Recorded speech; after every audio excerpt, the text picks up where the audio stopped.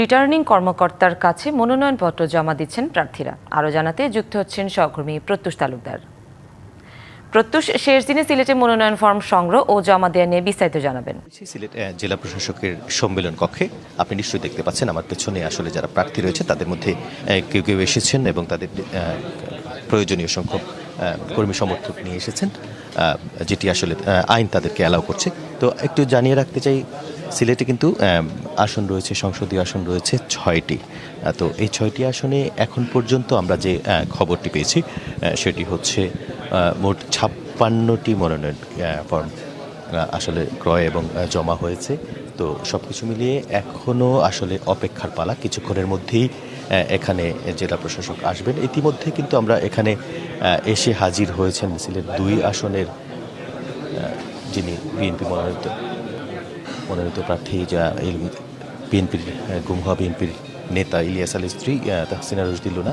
এছাড়াও রয়েছেন সিলেট 5 আসনের যিনি অর্থাৎ বিএনপি জোটের পক্ষ থেকে যাকে মনোনয়ন দেওয়া হয়েছে তিনি। এছাড়াও কিছুক্ষণের মধ্যে এখানে সিলেট 1 থেকে যিনি বিএনপির প্রার্থী নির্বাচন করবেন খন্দকার আব্দুল মুক্তাদির এবং সিলেট 4 সহ এছাড়াও বিভিন্ন রাজনৈতিক দলের বিএনপি সহ জামাত এবং এনসিপি বিভিন্ন রাজনৈতিক দলের নেতারা কিন্তু আসবেন এখানে এবং মনোনয়ন প্রত্যাশীরা।